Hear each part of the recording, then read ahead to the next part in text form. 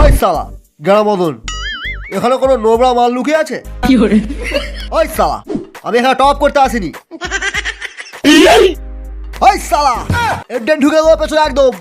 ওই যে ঘরটা গ্লোয়াল দিয়ে প্যাক করে ঘাপটে মেরে বসে আছে। এই যে দাদা, এই মালটাই কাস্টমার বোম মেরেছিল শালা।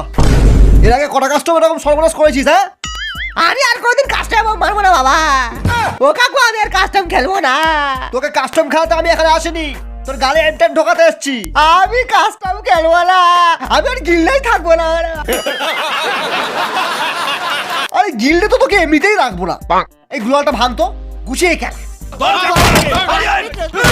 স্কাইল্যান্ড নেই শালা।